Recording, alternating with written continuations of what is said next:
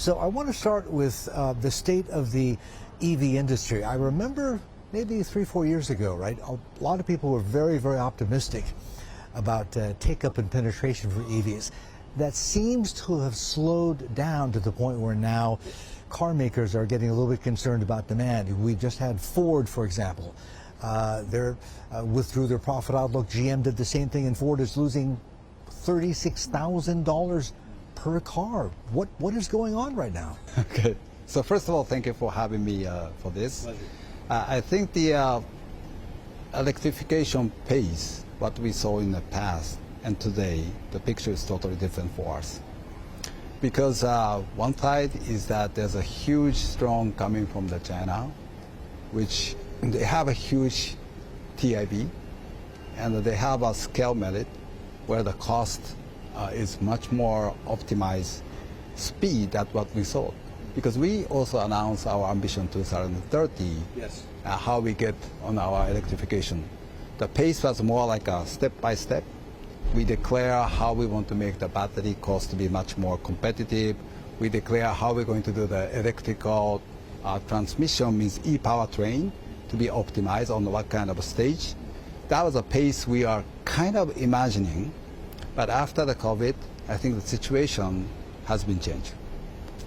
This is my opinion, but one is that, of course, the government is very cautious about the carbon neutrality. So they had a lot of regulation put in every country at a different pace. Is that a customer's acceptance speed? We don't know, but there's a huge influence on that. Then, so I would say that on top of that, I think the world business circumstances started to become disruption. Like us, we have 90 years of the history building the one business model, kind of a centralized. Then we will deploy that in the US market, Europe, Japan, and China.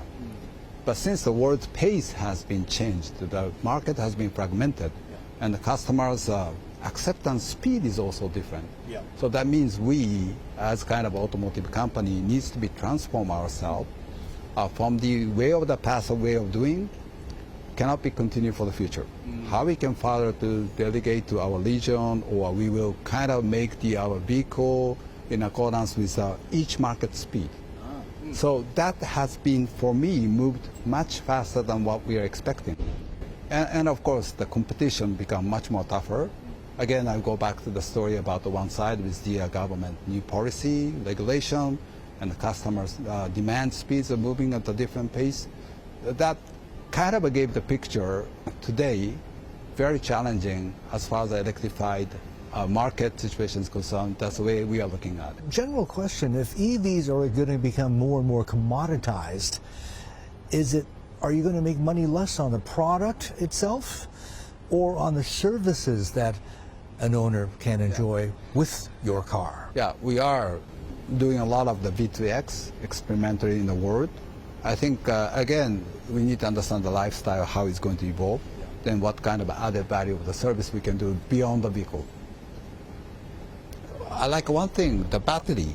In this past 14 years, there's a huge progress in terms of the durability, and the life of the battery is much longer than what it used to be. This battery is not only for the one vehicle, it could be a second, third, still durable. We do have the 4RE in Japan.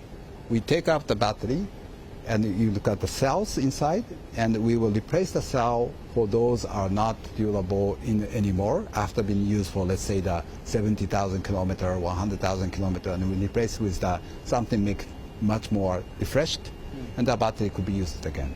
So how we recycle those and how we want to make the business with not only the car, and those could be used for the second and third, could be the one of the way.